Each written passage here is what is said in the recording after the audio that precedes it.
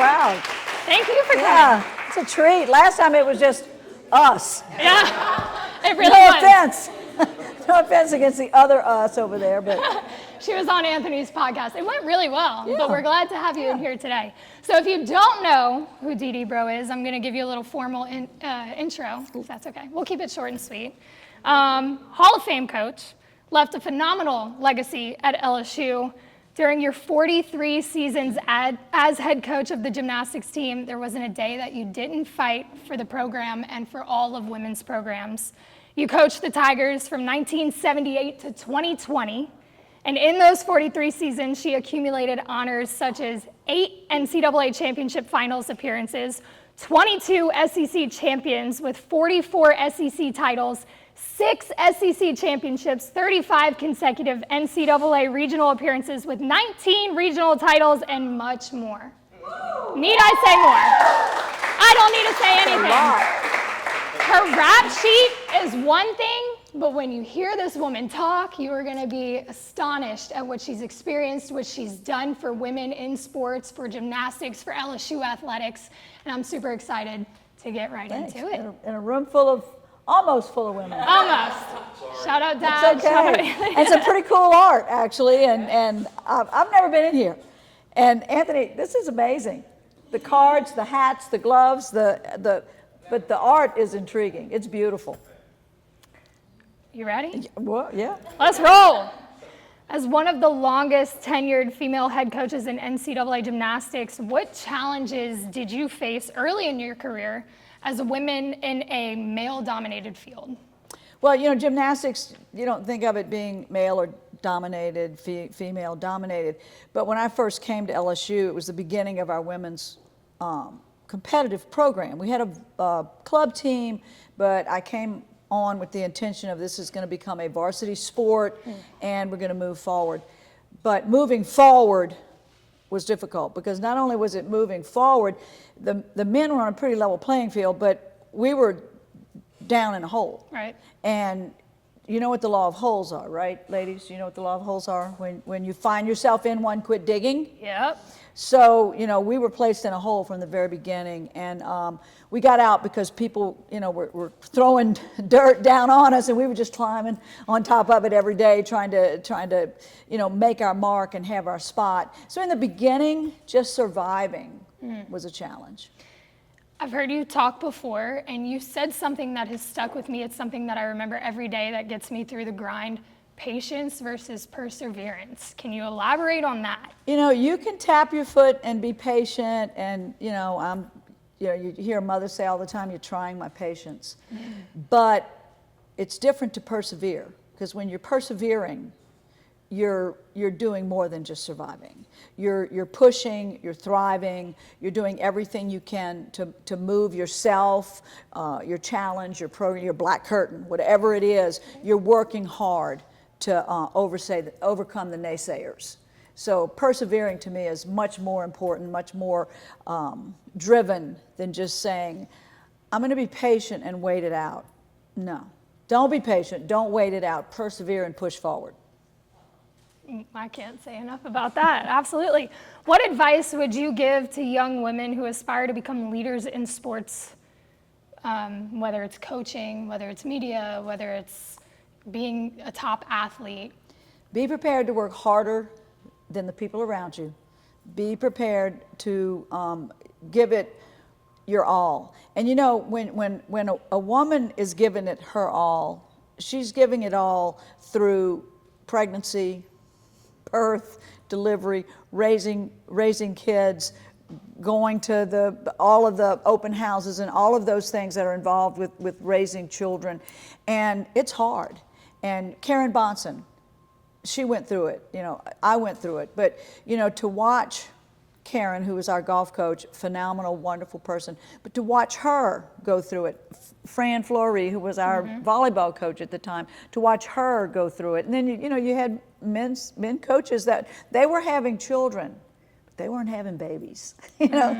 And so that's a tough thing, and you can't let that stop you in your growth. If you really want to be committed to being a coach or an administrator or whatever it is in athletics, you cannot turn a blind eye to your responsibility to yourself as a mother, as a woman, as part of that family unit.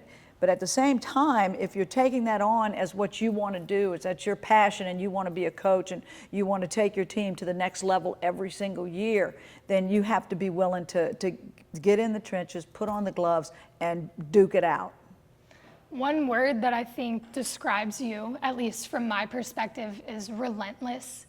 But I have to ask, is there ever a time for balance between the grind and giving yourself grace?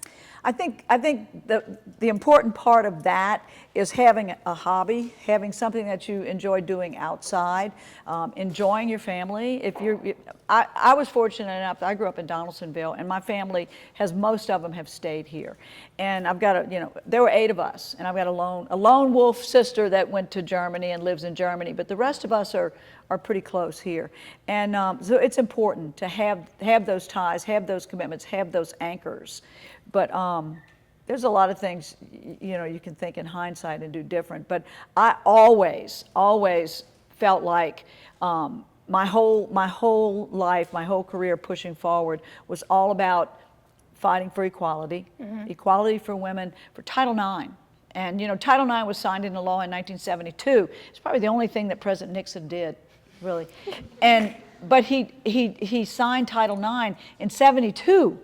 But it took until the 80s to get down the river and make a difference, here on our campus. And it happened because people continued to fight and believe in what that law was. But equality for women, I believed in fighting to have an equal playing field, a level playing field. I wanted equal number of scholarships. I wanted a training facility that was going to bring our team to the next level, but also fighting every day to be relevant. And I think relevant is a really cherished word for me. When I hear people talk about relevance, then I know how hard they're struggling and how hard they're working, because relevance is to walk into a situation and know that your program is respected and what you've done is respected. And I think that's been my driving force all along. But that Title IX and that equality thing was really important. And I know I've heard you speak about that so many times and the effort that you put in, and it really was relentless. I like that word to describe what you've done and what you've done for LSU athletics. Kind of rolling off of what you were just talking about, how do you navigate the balance between being a strong, authoritative leader and maintaining the empathy and connection that women are often expected to demonstrate in leadership roles? That's kind of hard, because you have to stay yourself. You have to be true to yourself. And this coaching, has been a seismic shift in coaching, and it's like the tail wags the dog. And the student athletes have a lot of say, a lot of rights, justifiably so. And now the coaches, because of the transfer portal and all of the NIL and all of those things that are going on now, truly a seismic shift. I mean, the coaches sometimes feel like the earth is moving under their feet. Because the focus is not so much of the product I'm putting on the floor, the competitiveness, staying ahead, taking your team to the next level. They're also concerned about my team everybody has to be happy and content and want to stay here. And so there's a balance between pushing and demanding a lot from your athletes and letting them find their way. And so there's a real difference now than it was 15, even in 10 years ago. It's a totally different ball game. And I look at what Jay Clark is doing now and how hard he's working to create the Title IX parity and all of that, but also the NIL and making sure that he's generating revenues, or the generation of revenues is happening beyond him, so that his team can benefit from the NIL program. So that there's just so many factors that I didn't have to deal with. And I retired during COVID. It was like, okay, everything is changing every day, new rules every day. And so it was just not something that I wanted to have to deal with after 43 years. But it's different now than it was when I was coaching. So the advice that I give somebody now, be tough, hang in there, that's maybe not gonna be the best advice. Might be a little different. Maybe a little different now. Coddle. Right. Hate to say it, but it is Yeah, what it it's is. true. College It's true. athletics have You look at team sports, and gymnastics is technically an individual sport, but you look at team sports and look at the sideline on a football team and how many of those guys are playing and how many of them practice every day, but how many of them get in the game. And so there's a big bunch of athletes out there that aren't getting the playing time. It's not happening. And you see it on a high school team too. But so what are their options? Collegiate kids have options. They can transfer and I'm out of here. But a high school kid, their high school rules hadn't changed. They cannot jump around from high school to high school. Not going to happen. But in college, if I'm not getting playing time, I'm leaving. I'm out of here, coach. Look, we could talk about the transfer portal and NIL for hours. I think we both have a lot to say about it, but we're going to keep it more positive. Well, they need guardrails. Look, it needs rules, and it's not what it was designed to be. they opened Pandora's box before it was ready to be open completely. Yeah. I want to switch to you, and we talk a lot about our perception of your legacy on LSU, but what do you believe your legacy on LSU is? What do I believe it is, or what I hope it is? Both. I believe that my legacy is someone that really fought hard for every single thing she got, and nothing was ever. Let us help you do that. Let us give you this great situation. It was always a fight, down to making a decision one day after I drove my team in a driving snowstorm. I grew up in Donaldsonville. We don't drive in snow. And I had a student athlete on my team that was from Canada. And she said, pull the car over, I'm gonna drive. And I did, I let her drive because it was safer for her than for me to drive. And I went into the athletic director that Monday and I'm like, this is not a conversation about whether or not I'm gonna drive other people's children to a gymnastics meet or from an airport to an arena, from St. Louis, Missouri to Columbus, Missouri. That's not this conversation. The conversation is book a bus.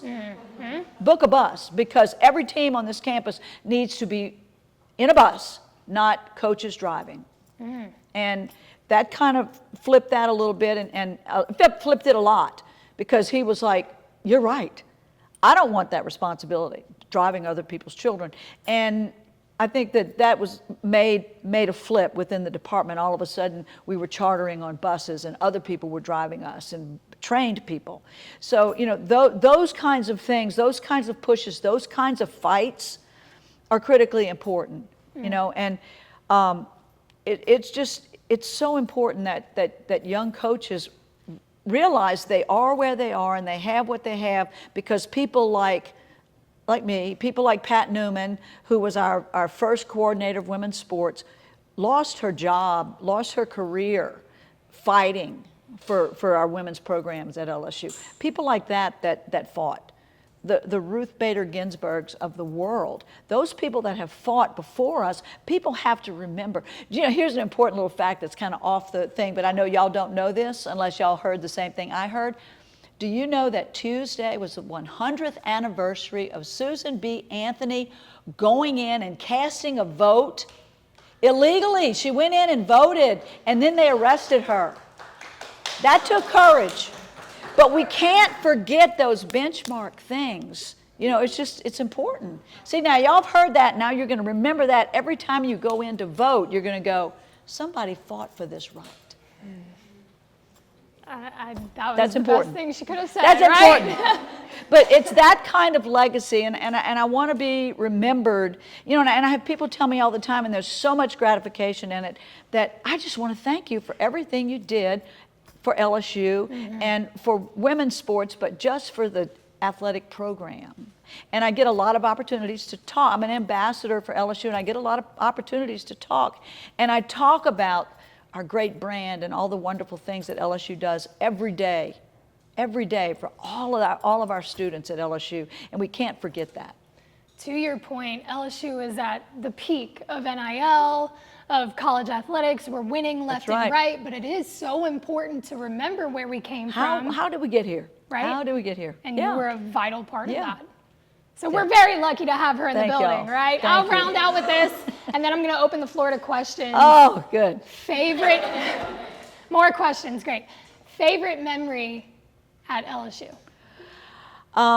Well, we won the SEC championship the season, and I'm going to say it was 2018, and Donna and John Bell Edwards, the governor and first lady, were at the competition.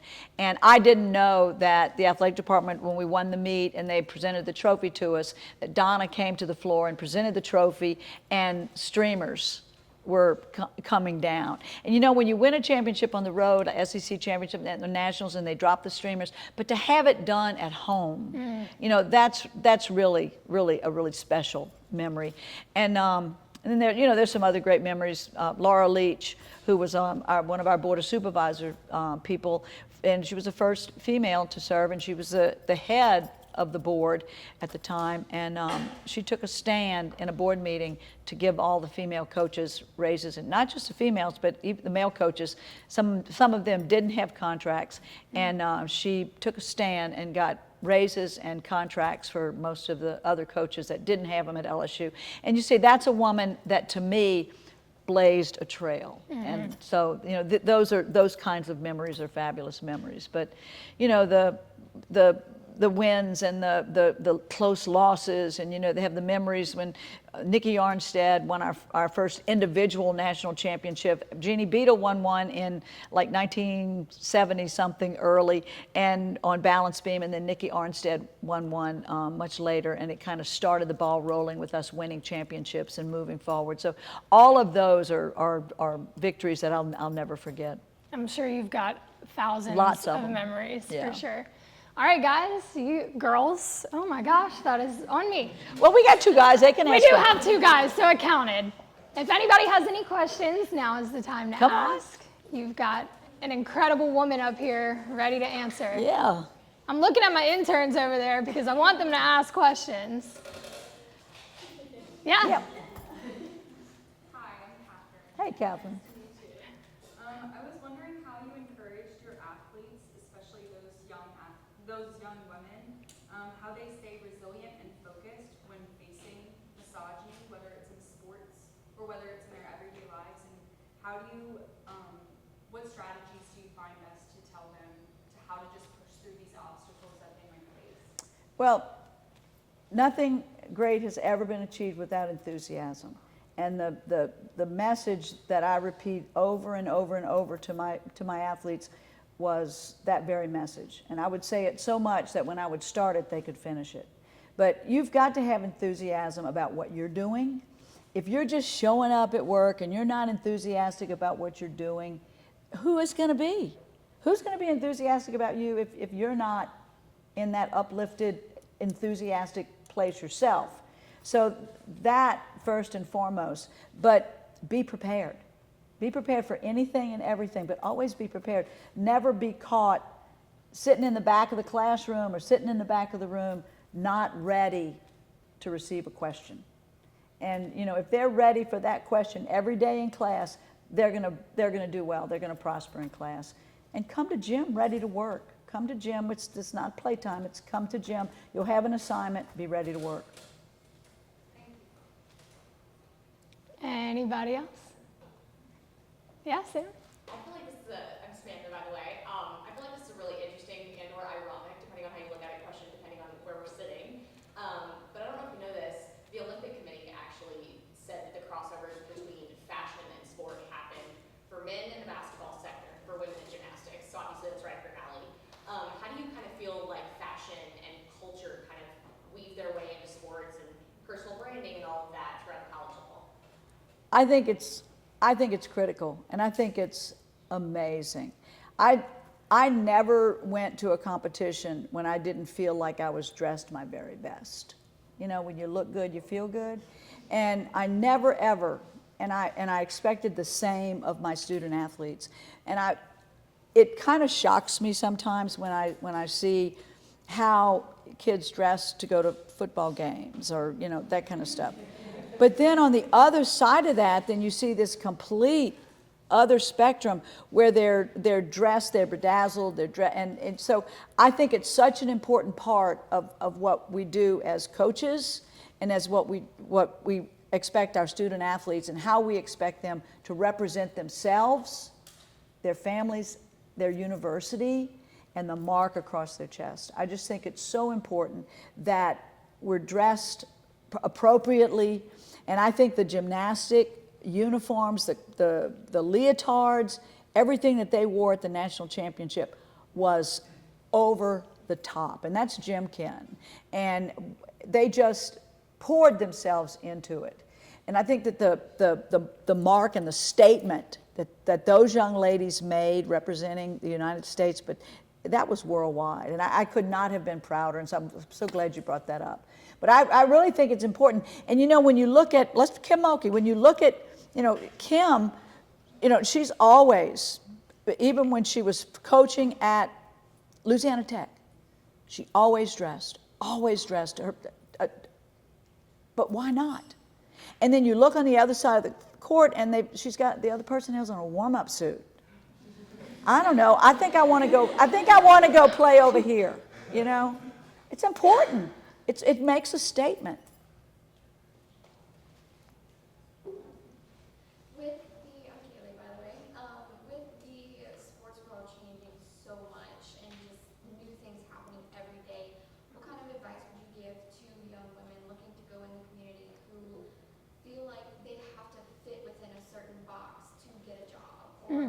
Fit within a certain criteria and just want to stay true to themselves, but having kind of that imposter syndrome? Well, you know, it's whatever box you want to fit in, you know. If you're in the storefront business here, your storefront gotta bring people in. You know, you've got to be in the bring people in business, and the flashy is going to do it, you know. And I think that's where Queen of Sparkles has just hit it out of the park. You know, but I think it's so important that you represent who you are. You talk about dressing out. When I was coaching in the, I guess the late 80s and 90s, Skip Burtman was a baseball coach, and he said, "I'm going to give you some really good advice, and you do what I do and do what I tell you to do, and you're gonna be a star." And I'm like, "Okay." He said, "I want you to join the Rotary Club, and I want you to wear something gymnastics every time you go. When I go to Rotary, I wear my baseball uniform." Okay, all right. Good advice. But he was right, because then they really didn't know who I was. So I went in and I wore an LSU Gymnastics warm-up, and, you know, with the nice slacks and tennies, but I always dressed in something that was purple and gold and had LSU on it. I dressed appropriately. I was in work attire, you know, and I just think it's so important that we do that, that we represent who we are and what we do. Did that answer your question? Okay. All right. Oh, Leslie. How do you overcome maybe a brand or an organization who almost takes advantage of what you do as your job and what you put all your time into? I'm just curious. You know, that's, you know, and what I think about is when somebody back in the day, you know, I'm trying to become relevant. Right. There was not a thing I wouldn't do, a place I wouldn't go, a speech I wouldn't give, a school I wouldn't visit. I mean, I got a 2-minute segment on the Buckskin Bill show, Exercise with Coach Dee. There's nothing that I would not do. Spent the night for like 3 or 4 nights in the gift center until we sold 120 season tickets. So, I mean, you just have to break out of that mold, because they have you in that mold. Oh, she's a cute little girl, let's have her do this. And, yeah, and you can't stay in that mold. You got to break out of that and become what you want to be. And no matter what the voices are saying all around you and the naysayers, ignore them. Push forward and follow your heart, follow what your best brain, the best bird in your head is telling you to do. Follow that dream and do it. That's my best advice. Look, if I would not have been willing to get up every time those guys knocked me down, every time somebody in marketing said, oh, Dee Dee, that's a stupid idea. Well, we're going to try it anyway. We're going to do it again. We're going to do it again. And we're going to do it again and again and again until it works. Because you don't just do something one time.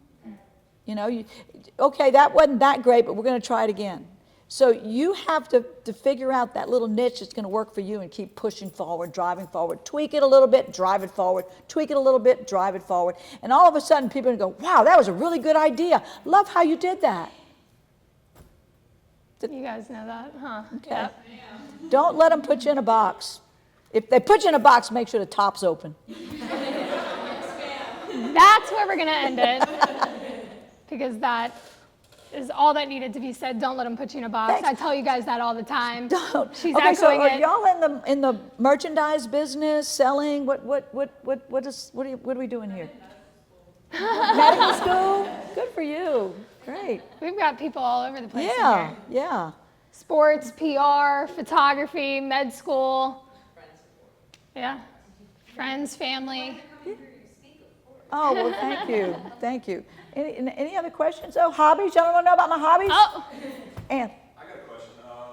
In a sport like gymnastics, and especially in today's world with social media, comparison, constant judging, and things like that, people so readily be able to type things out and say things to people, right? I'd imagine your girls faced a lot of adversity and things like that in the mental health space. What's some advice that you give your girls as they were going through that kind of stuff?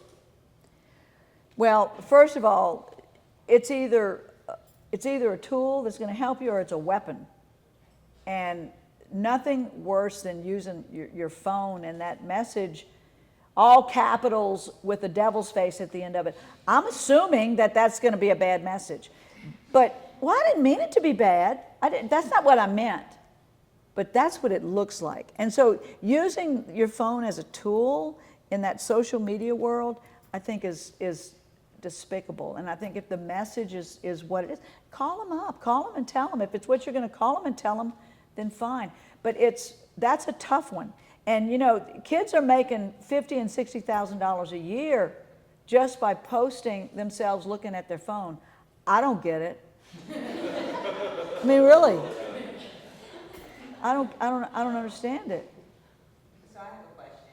Mm-hmm. So in your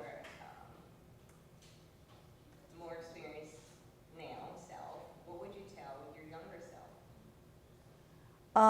You know, and that I'm not a good one to ask that. Because pretty much anything my younger self told me to do, I did. Or do you have any regrets? No, but let me tell you a quick little story. My two grandkids, one of them's 4, one of them's 5, and one of them threw a bicycle. The young one little girl threw a bicycle in the swimming pool. And so after the machination and everything of get it out of the pool and you're going to do it, and so we figured all out how to get it out. And I asked her, I said, now you're in timeout. It took them 20 minutes to get the bike out. I said, why did you do that? What made you do that? Her name is Rose, and her brother's name is a little bit older, Robbie. And she said, well, Robbie, his voice got in my head, and while he was in there, he made me do that. Yeah. So I mean, you're talking about somebody that took a dare and swam across the Mississippi River, you know? So I never really ever took no for an answer, and I don't mean that in a defiant way, but if somebody said, you can't do that, I'm not going to give you that, there's no way, you know, I mean, I've heard them all, and I'm like, well, how about plan B? I got a plan B. What's plan B? So, you know, I don't know what I would tell my younger self. Is there something personally that you, if you did It was personal stuff, like I'm divorced. well, damn. But no, I mean there are things that I should not have done or said. But you know, you just plow forward and beg for forgiveness. Yeah, but that was a tricky question. All right, Says the y'all. girl in the tiger shirt over there. Can we give a round of applause for Thank Dee you. Breaux? This was incredible. Thank you. My pleasure. Y'all are a She's great a audience. firecracker. You've paved so many roads for so many women Thank in you. sports, outside of sports, broken glass ceilings. So we're super lucky to have her in here tonight. Thank you. Couldn't thank you enough. It's been a wonderful journey. I'm telling you what, I persevered at LSU, and I am here to tell you it was a great journey. Not patience, perseverance. All right. Thank y'all. Thank y'all.